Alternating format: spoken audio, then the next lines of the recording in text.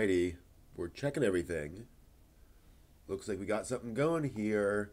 Let's do the backdrop before I forget. Where'd the backdrop go? There it is. Ah.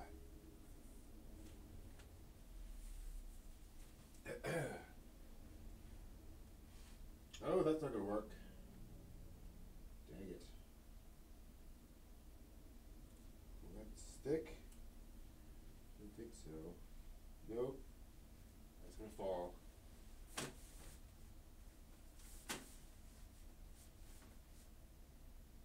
Well, we'll see if that just kind of stays up. We'll see if that's okay.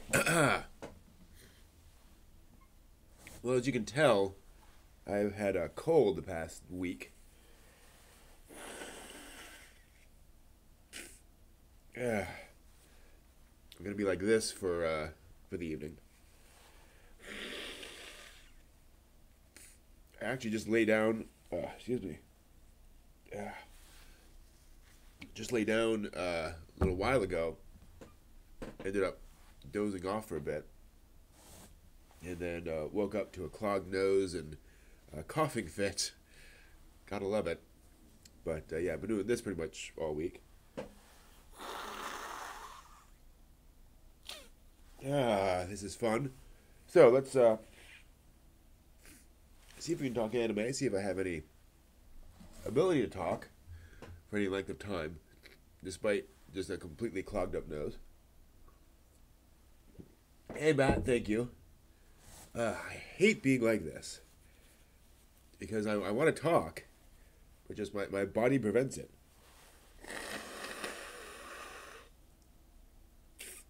Yeah. So annoying. Yep, full of mucus. Great. Anyway, let us discuss the animation of Japan because well, let's pull the news. See if there's anything remarkable to talk about this week. You know, I feel like there's always something, although you don't always know. Let's see what's going on. President of Sunrise promoted to president of Bandai Namco Entertainment. That's cool.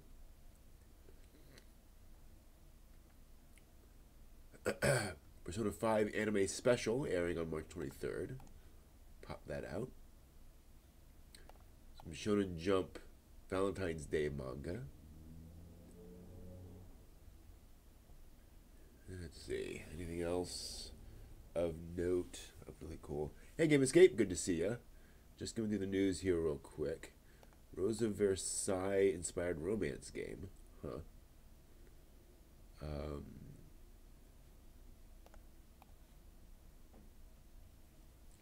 Boruto's creator said he hopes to complete the story within 30 volumes. Interesting.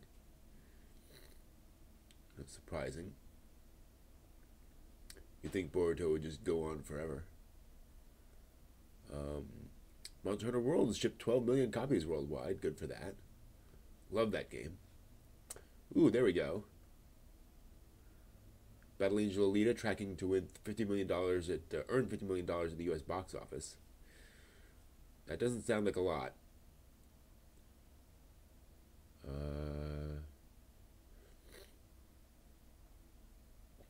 Let's see what else we get here. It's funny, I was rewatching some of the original Battle Angel Alita over the last weekend. And turns out the art style actually does make sense for the live action movie. Like it fit better when I went back and actually watched the original anime. That weird sort of big-eyed thing does really fit. What is her name? Gally, Killy. Yeah. Oh, Alita, of course. Hey.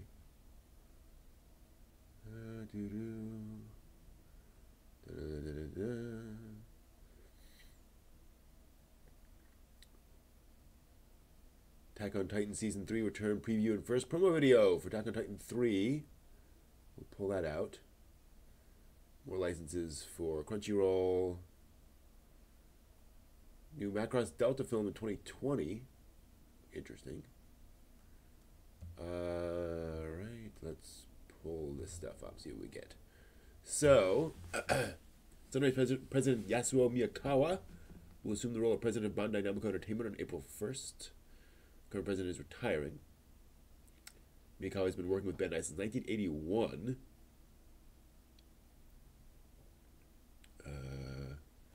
Also president of Bandai Namco Pictures. So certainly been with the company for a long time.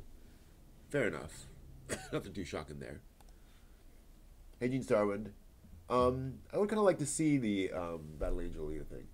No, the anime did not adapt all the manga. The manga, I believe, is still running. It is a very, very long-running, multi-decade at this point manga. Persona 5, The Animation Stars and Hours, the second special, will air on March 23rd. Cool. You can watch the first one on Crunchyroll. Shonen Jump published 5 one-shot manga from 5 different authors on Saturday. All romantic comedies, part of the magazine's Valentine's Day celebration. Leo Cross Leo by the creator of To Love Through Trouble and To Love Through Troubled Darkness. Gyaru na Hiragi-san Tohenai Boku by the creator of Cross Account. Migi Donari no Ukyo-san by the creator of a one-shot for My Hero Academia. And then 2 others by Masaki Shii and Shinji Wada. Shinji Wada sounds familiar. Shinji Wada.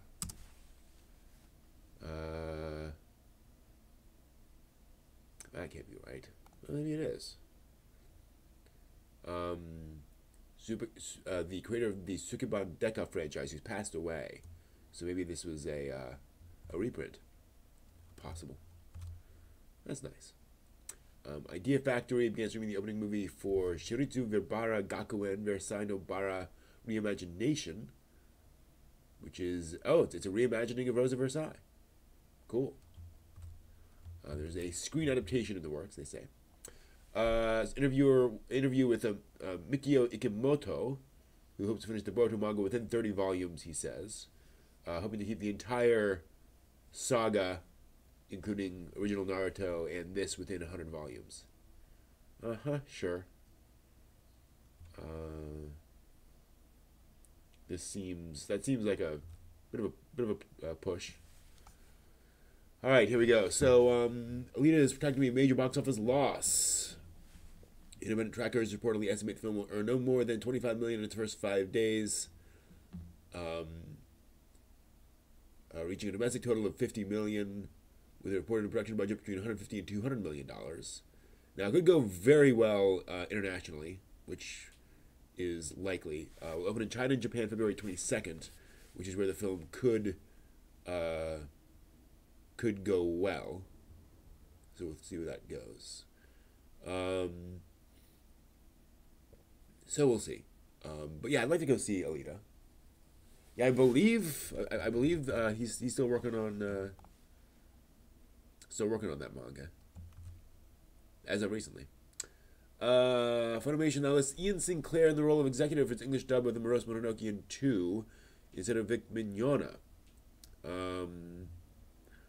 This is in the wake of the scandal of Vic Mignogna kissing and embracing congoers without consent over the course of his career. He's also been replaced on Ruby, and many of his convention appearances have been canceled. He has issued an apology. Interesting. So it looks like Mignogna is being pushed out of the industry to some extent. Pre-order the Orange Road series. Should we start with the TV series or the OVAs? I do not know. Let me pull up. Can we go to the Orange Road?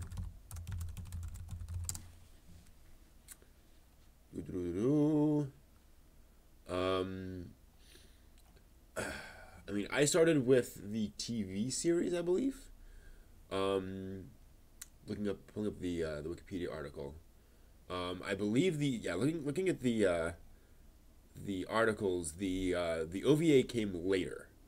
So there was a film in '85, the anime TV series in '87 and '88, and the OVA didn't come until '89.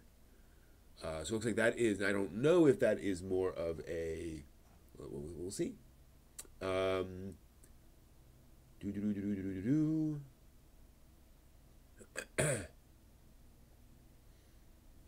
Yeah, Wikipedia doesn't talk about the plot of the OVA in any detail, so can't tell you there. Can't help you. But certainly, I started with the TV series, but then I didn't really like the TV series, to be honest. I didn't really find the protagonist appealing, but that could just be me. Let's see, so we have an Attack on Titan season 3 promo video. Let's see if we get anything. Unfortunately, obviously, I can't show you any of this. I'm going to just pull it up here real quick. So we got some imagery of like an ape titan with a tiny head throwing a rock, and then shows, you know, various characters. So yeah, we know that's going to exist. It just confirms the returning staff and cast, and it'll premiere in April on NHK General TV. Wonder why on NHK? Wonder why NHK grabbed that.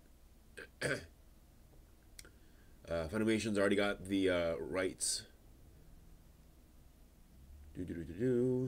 Chief director, director, script supervisor, character designer, assistant director, chief animation directors, and composer will all return. And I'm sure the voice cast as well. Wonder if Vic worked on this. Huh.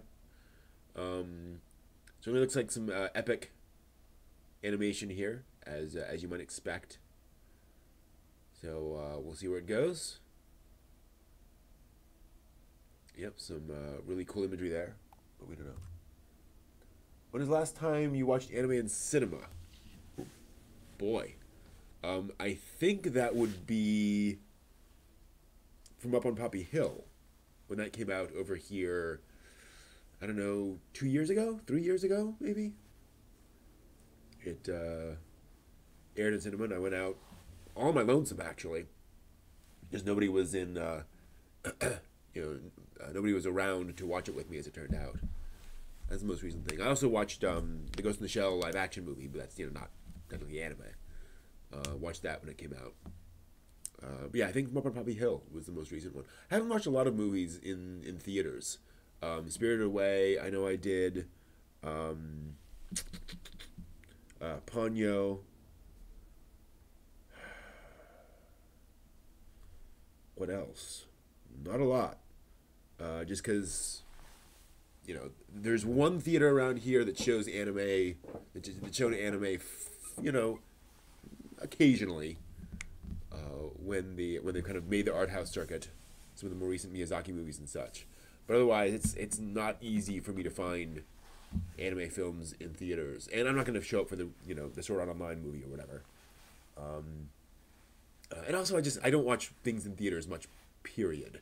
It's a big expense, right? It's a lot of money to sit down and watch a movie when I could watch it at home at my leisure. It doesn't really make a lot of sense. So, yeah, it's kind of nicer at home. And the other problem is anime. Like this is the problem with Poppy Hill. There was almost nobody in the theater, so I wasn't getting the crowd reactions. I wasn't getting that.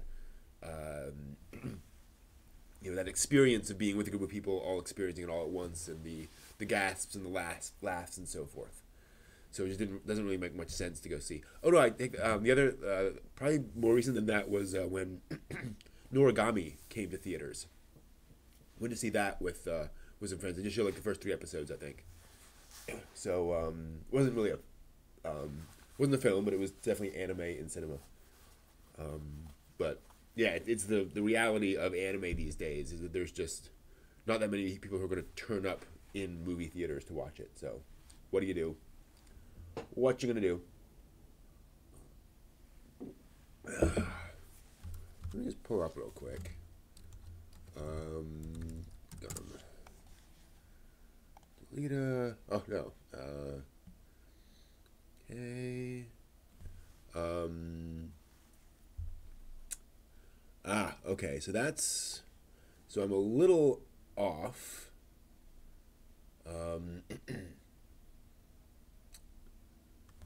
Okay, so Battle Angel Alita has gone through several different generations. Makes it a little more complicated. Oh, geez, hello. Focus. There we go. The original sort of arc was published from 1990 to 1995, but Kishiro has then done several different sequels and arcs. Still, I believe, following the same characters. Yeah, it's still Alita. So it's basically the same characters, but with kind of time skips and such. And he's still working on it. So the most recent arc started in 2014, and it's on volume 6 right now. So yeah, pretty crazy. When an anime is screening in theaters, how long until it's legally available to stream online? It depends. A couple of months maybe. But yeah, and this is also a thing where I'm weird. I'm so old that I'm used to taking forever for anime to show up. So I'm very patient. I'm totally willing to wait 3, 6, 9, 12 months for the anime to hit streaming or DVD or what have you. And there's so much anime to consume anyway. It's not like I'm hungry for content. So I kind of just let it go, right? Miyazaki, you mean Hayao Miyazaki? He absolutely has harsh views on anime culture. He doesn't really like anime in general. Anime in the sense of the stereotypical, TV show. He sees that as cheap populist entertainment, and not the art that he makes. I think his views are both justified, and he's a product of his time, right? Like I think he has some valid points to make. I don't necessarily agree with his perspective, but I think it's one of those things where, it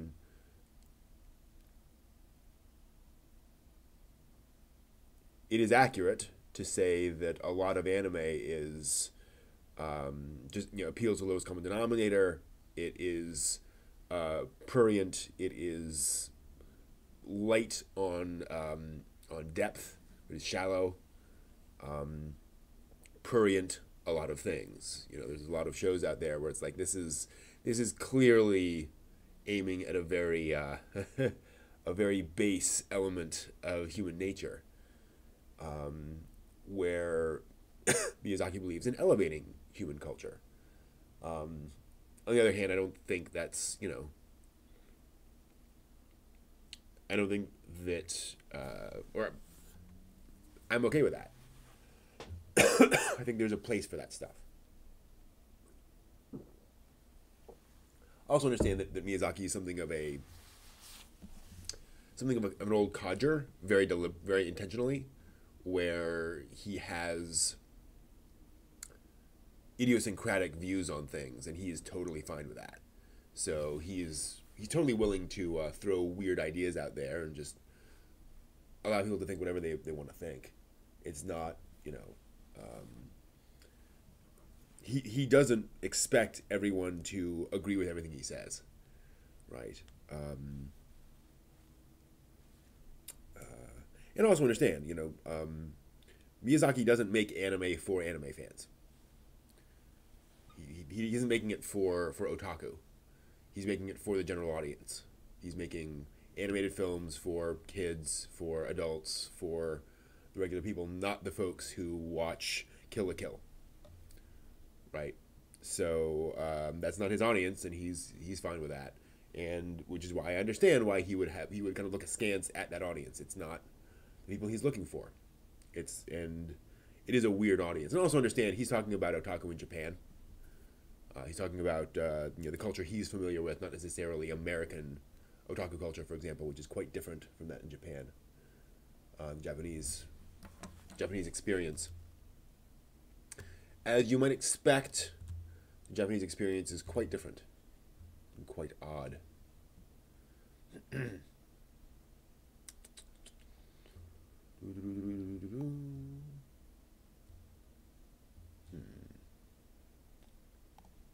Just want to pull up another thing on this Vic Mignogna thing.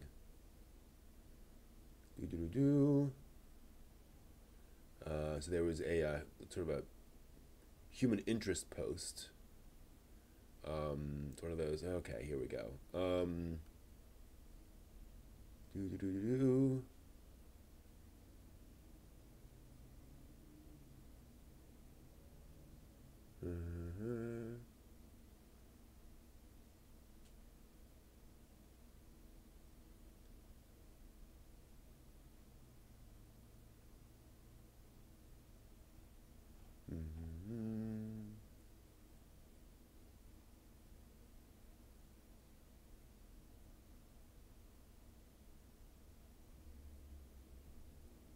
Yeah, I mean,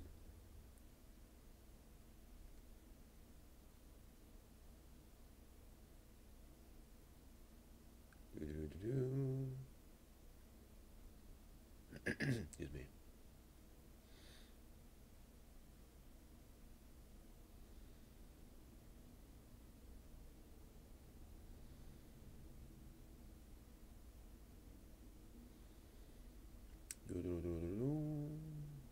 So I'm just scrolling through a very long article.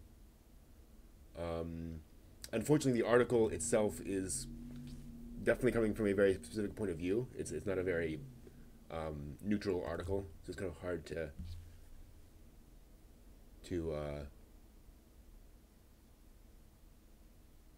get a good idea of what's going on here.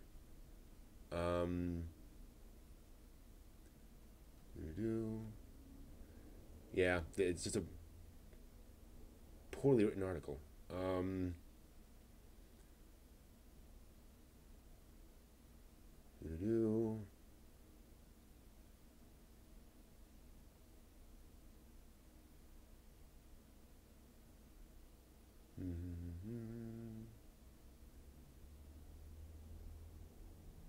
Yeah, a lot of this is he said, she said, unfortunately. And it's Corner of the World. Oh, that'd be a great one to watch in theaters. I haven't actually watched it yet. I'm very familiar with the mangaka's stuff with her material. I'd like watching this Corner of the World. I think I have that on DVD, Blu-ray. I'll have to watch that sometime soon. But again, it never showed up, I don't think, anywhere here local where I could pick it up. Unless I want to drive, hours and hours, and it's just kind of like, again, kind of a hard thing to do when you don't know if anyone's going to show up, and you don't want to pay $15 for the privilege.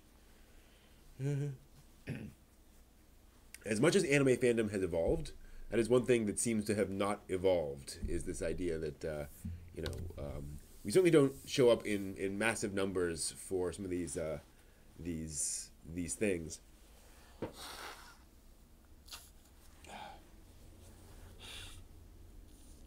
Even at cons, you'll get folks getting together to cosplay a particular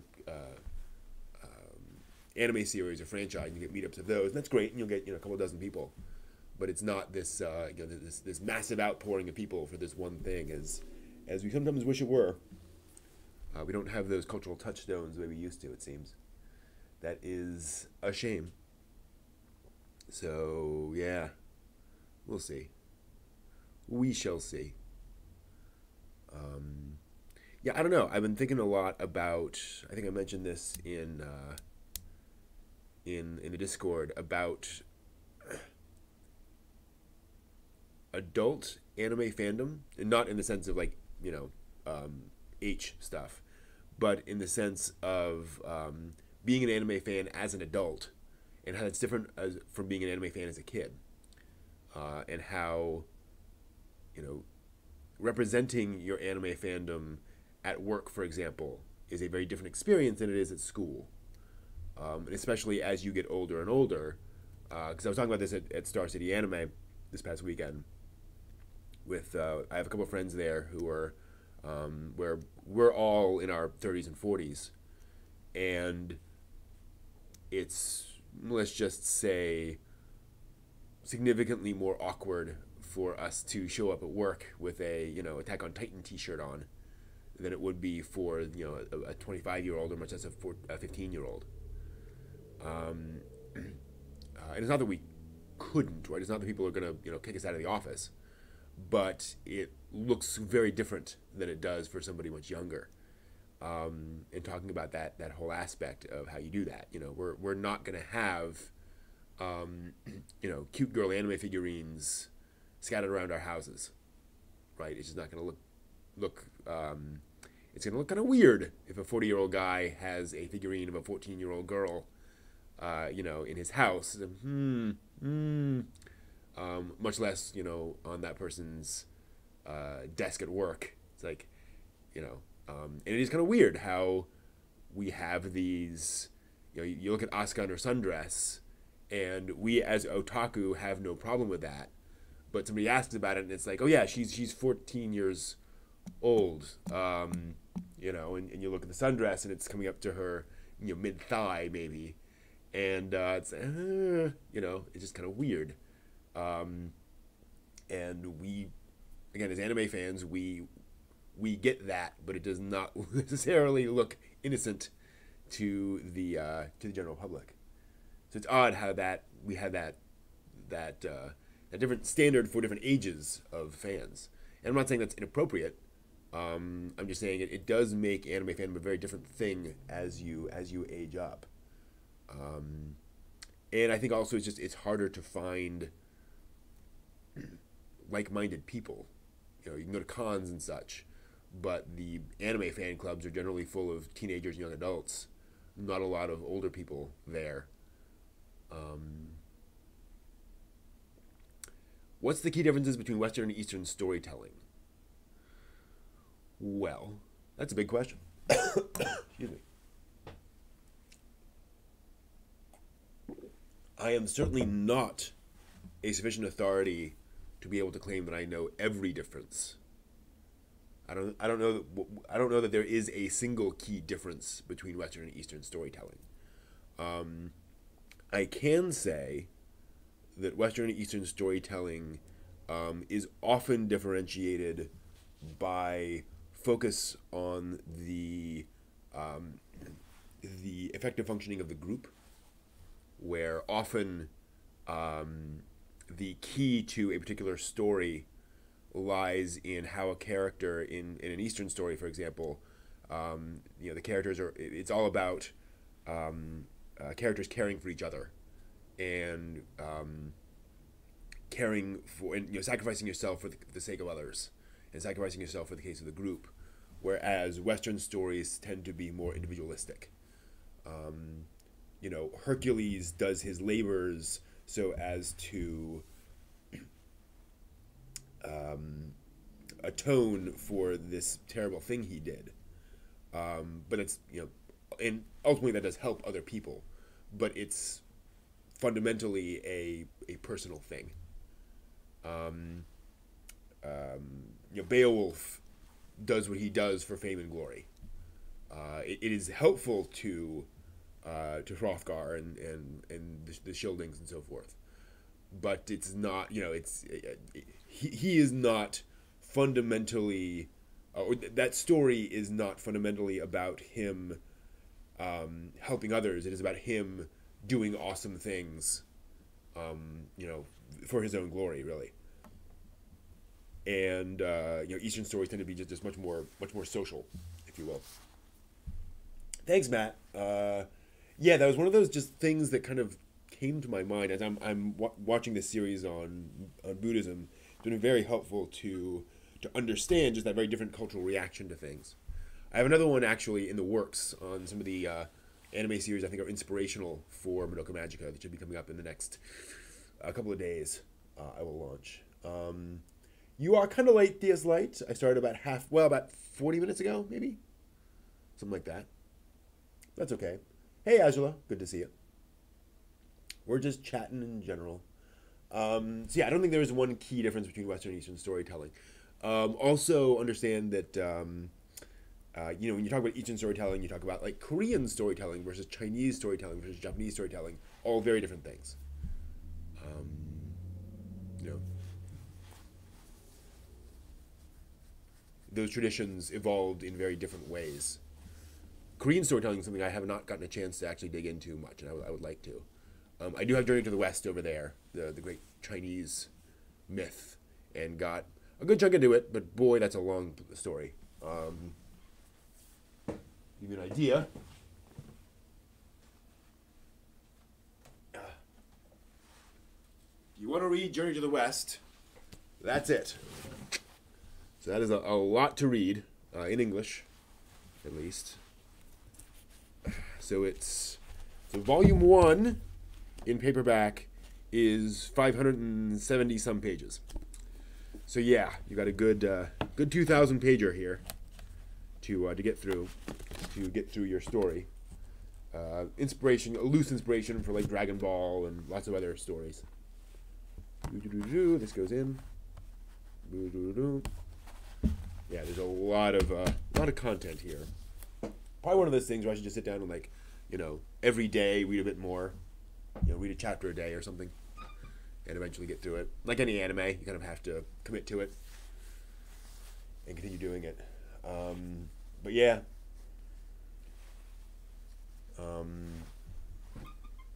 There's a fine line between using culturally niche ideas into storytelling and making it universally understandable story. True. And a lot of stories, their understandability varies over time, right? Some things, Sherlock Holmes has found its fans internationally, but not everywhere. Like it hit big in Japan, it hit big in the U.S. and America. Is it a big thing in the Middle East? I don't know.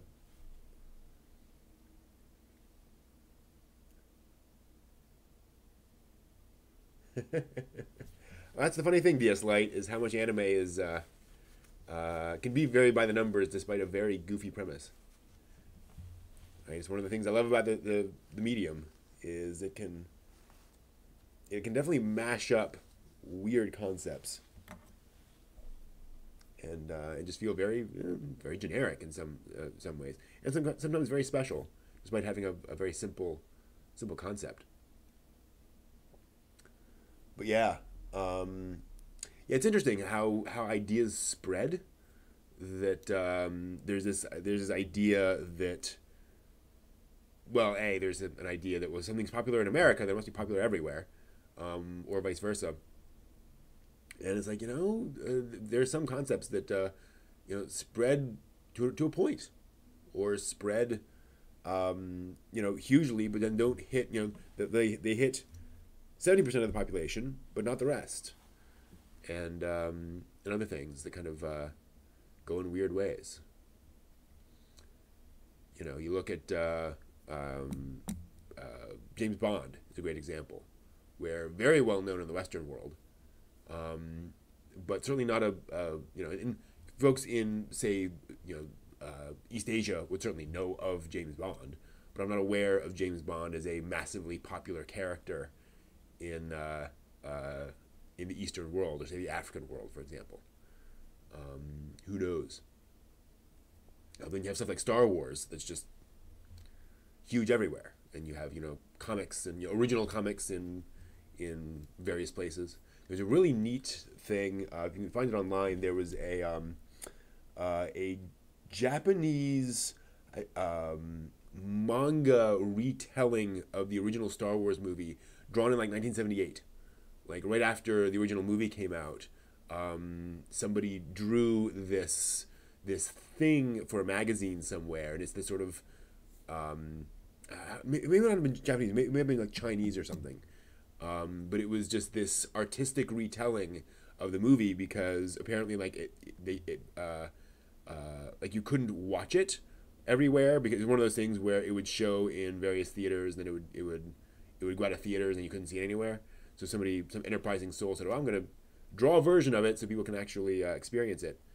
Very interesting, very anime manga designs for all the characters, and a really cool rethinking of the look and feel of Star Wars. Really interesting. But yeah, and you got the folks that you got the things that are hugely popular for a while and then just kind of disappear. Um, KHX 1138 is a great example.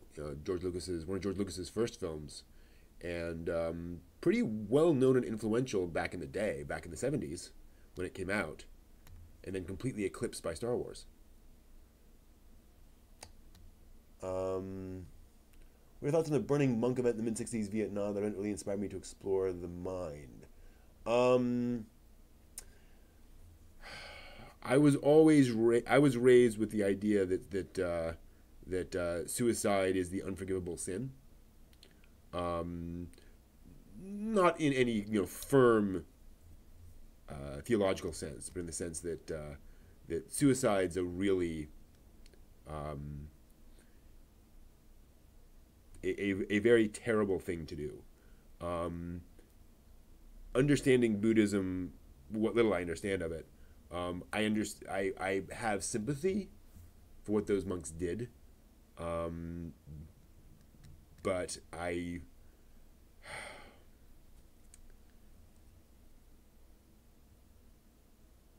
think unfortunately those sorts of acts have consequences that are very negative in the world in general, right? Um,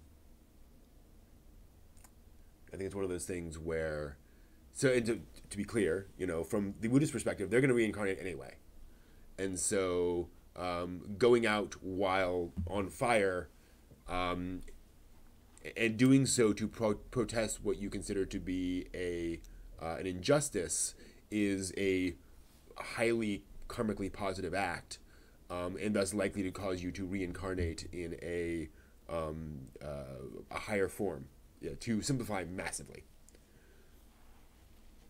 So from that perspective, it kind of makes sense. The problem is how other people react to you doing that. Other people do not necessarily react to that and behave the way you think they will as a result of that.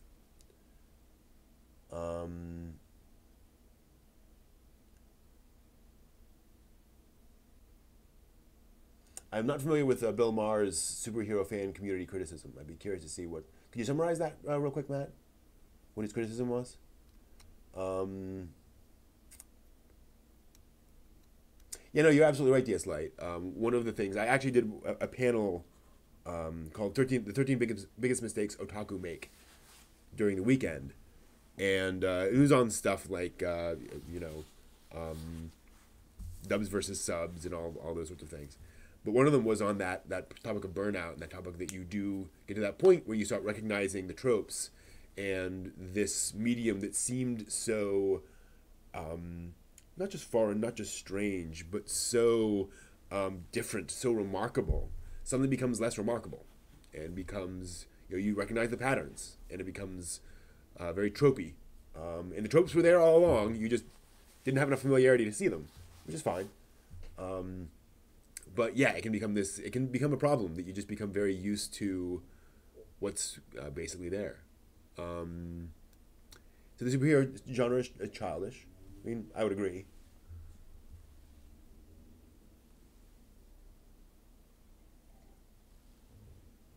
It is basically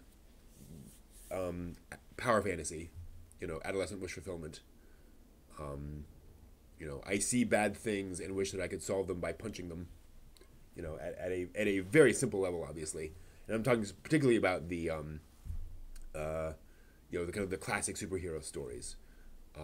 As that genre has evolved, it has gotten a little more nuanced, but still the stories, you look at the Marvel movies, and they're still basically about punching bad guys until they stop. It is fundamentally a very simplistic approach to problem solving in general.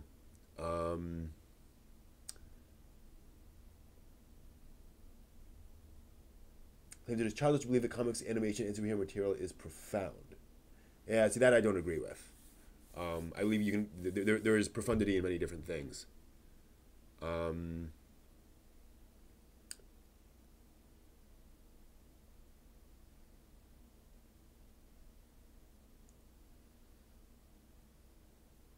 Millennial bashing, yeah, makes sense. Also, Bill Maher makes his living by being provocative. Kind of what he does. Um, so I don't, and he is any TV pundit, is going to be, their job is to say things to stir up controversy and such things. So I don't really pay such things much mind. Um, let's see here. I think, in other words, I think there's something to be said for saying that superheroes are this very simplistic thing, but that's fun. So are westerns, so are romances. We have had, every generation, every, um, uh, you know, for centuries and centuries, we've had simplistic stories that are popular with the average person, partly because they present these satisfyingly simple solutions. The detective genre of the early 20th century. They are these simplistic solutions to these often complicated problems, and that's because we want that. That is very satisfying at a psychological level, and there can be profundity in that. It's it's like the folks who bashed science fiction when it first came out. And it's like, yeah, the vast majority of science fiction was bug-eyed monsters and laser pistols, but there you could find profundity there. It's just a matter of well, anyway. Um, it's more convenient to read manga over watching anime. I certainly can understand that. I got a big pile of manga over there to read. In the foundation of Christianity, based on someone sacrificing themselves, that is absolutely true. But the doctrine of Christianity is about it being a very personal faith. So Christianity is very much focused on the idea of you having a personal relationship with your God, and coming to this personal conversion experience where no one else can no one else can make you be a Christian, basically. You have to do things or believe things to be a Christian. And whereas Asian cultures tend to be very much about creating and perpetuating systems that encourage people. Encourage might be too simple of a word, too light of a word, but encourage its members to support each other, to be very cohesive. So the stories are generally about these, people helping each other. Whereas Western society is not Western society, and also understand, when we're talking about Beowulf and Hercules and Achilles, Hercules and Achilles are not Christian characters. Beowulf was not a Christian character. Christianity was around, and I'm sure there were influences there, but Beowulf is a story of Norsemen. That's not really how that works. Well, that's not. It wasn't really that influence. So our cultural traditions come from our mythological traditions, I should say, were founded in these non-Christian things.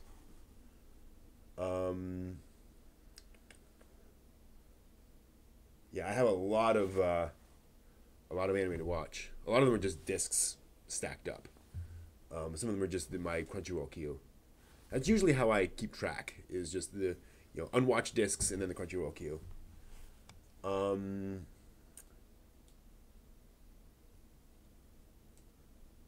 That's an interesting point, Gaslight. Yeah, I think that's a fair point, and I think a lot of folks they get to a point where they get very familiar with certain tropes, and so other eras of anime become a lot easier to watch. And the opposite can happen. I know a lot of older anime fans who can't watch the modern stuff because all they see are the evolution of the tropes. You know, they fell in love with the original tropes, and they're seeing kind of the I don't want to say degenerated. That's unfair, but these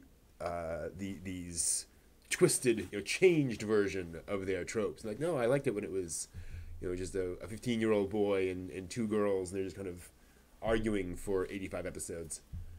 It's very different. But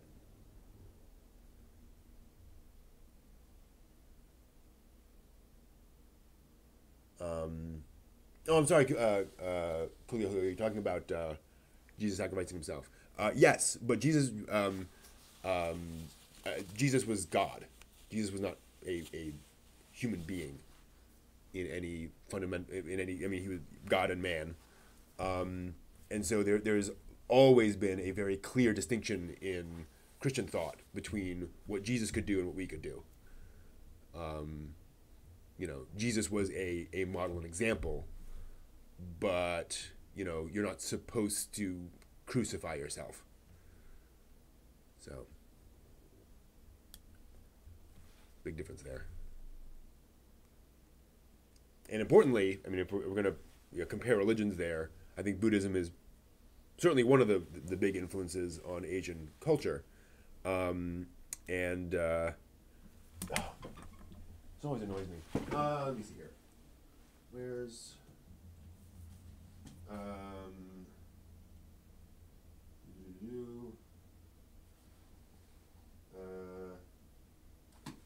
what's his name?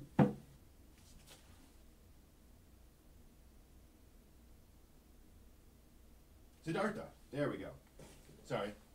I had to look up my copy of Tezuka's Buddha. Siddhartha, in his early life especially, before he became Buddha, never presented himself as being special. He was a prince and he did various things, but he was very much a historical personage who saw what was going on in the world and kind of rejected it and looked for his own explanation of religious things. But he did not, again, originally, he did not say, "Hey, I'm God." He said, "I'm a person who," and eventually he realized that he had achieved a level of enlightenment, and he achieved enlightenment, and then tried to pass that on to other people. And because of of not just Buddhists but general Eastern views on reincarnation, he was like, well, if I've got to this point now, well then obviously my prior incarnations were building up to this, so he was special in that sense. But he was not claiming to be God incarnate. It's a very different version, a very different view of religion as a result of that. You get a very, in a sense, a more humanistic religion, at least in with classic Buddhism, if you will, sort of, the Buddhism of Siddhartha's time. Buddhism evolved dramatically over the millennia since to become at least as complex and full of rules and so forth as any other religion, major religion. Have I watched Mushishi? Not like every single second, but yeah, I've watched a good chunk of Mushishi. Beautiful. The anime particularly. I have not read the manga, but that is a lovely anime series. Take the version of Buddha, biographical or fictional, kind of both. We only have so much information about the historical Buddha's life. We do have a fair amount of information about the other people he lived with. So Tezuka filled in a lot of the unknown information, and then a lot of the other stuff he was as accurate as we have information for about Buddha's life. And of course, he comes to it from a respectfully Buddhist perspective, in the sense that he comes to it assuming that everything that Siddhartha said was true, and that he literally was, this incarnation, and that reincarnation is true, and that he achieved nirvana, and all of those things are completely factual. So you have to take that with the appropriate grain of salt given your religious beliefs and so forth. But yeah, it's kind of difficult because there's only so much we actually know about the historical Buddha and his life. It's pretty clear he was a historical personage, and we can trace various bits and pieces, much like Jesus Christ and Muhammad and such. But a lot of the records have been lost. A lot of the information has been lost. Excuse me. Thanks largely to invaders and raiders who swept across the Indian subcontinent and wiped out the monasteries and more or less destroyed Buddhism in India. One of the reasons you don't hear much about Indian Buddhism is because the monasteries were wiped out and a lot of the records were lost, and it kind of suppressed Buddhism as a religion ever since.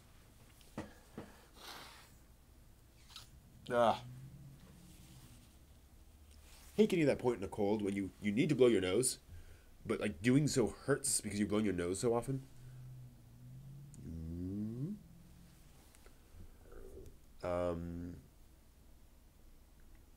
Read the final chapter of Ranma 1/2. I've never done that. I should do that at some point. See where Takahashi ended it.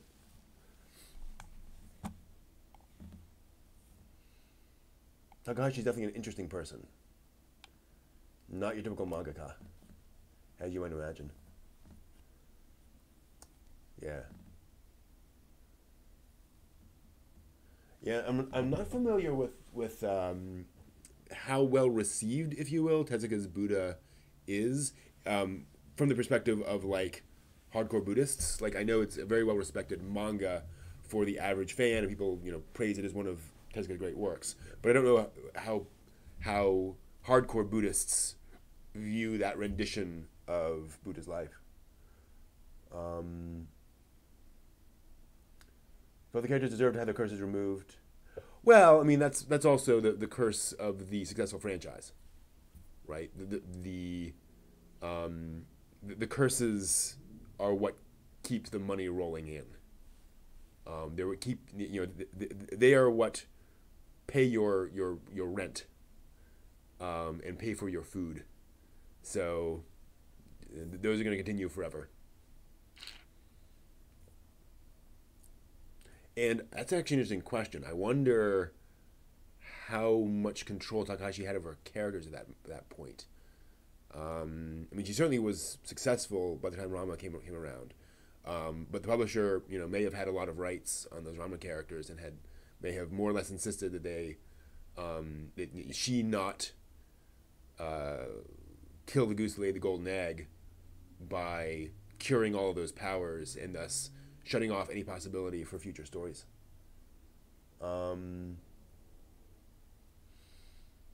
Yeah, but that's the premise.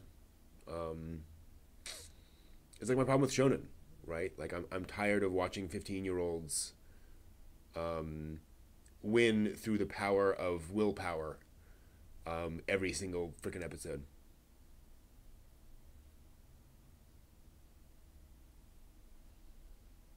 So I'm gonna be really smug right now, and really gonna look down my nose and say, that's cool, but I prefer books.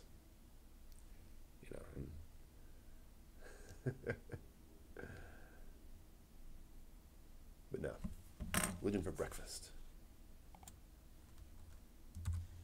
Is that a YouTube channel, I assume? Yeah.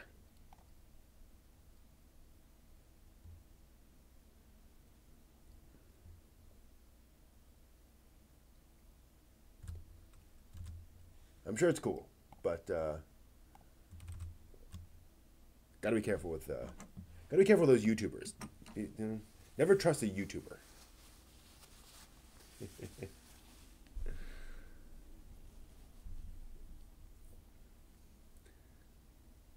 No, it's there's I love Lindy Beige, who's a historian who writes a lot about or makes YouTube videos a lot about medieval weaponry and armor and so forth, and does a great job of explaining and expressing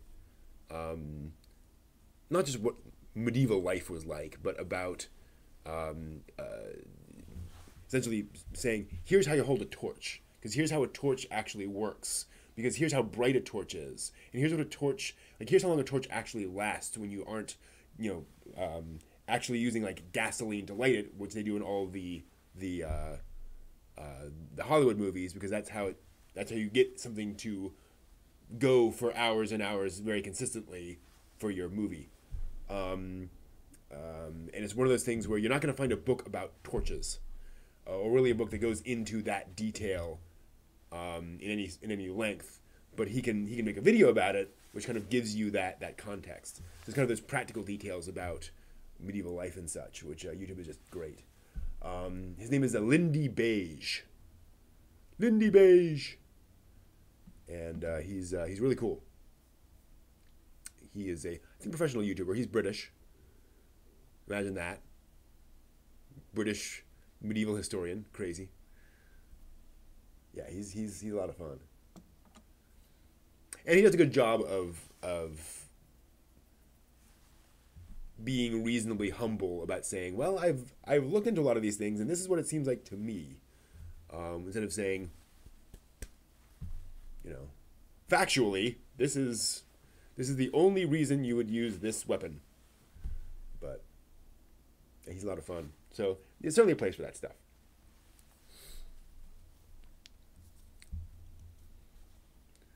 All right. I think, unfortunately, I'm going to have to probably break it off here. I do have to make a decision about Anime Club tomorrow. I don't think I will be able to do Anime Club tomorrow. I've got too much stuff to prep.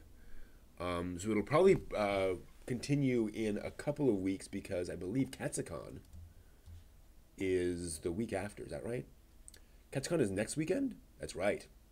Yeah. So Anime Club will have to return in a couple of weeks, basically in 2 weeks.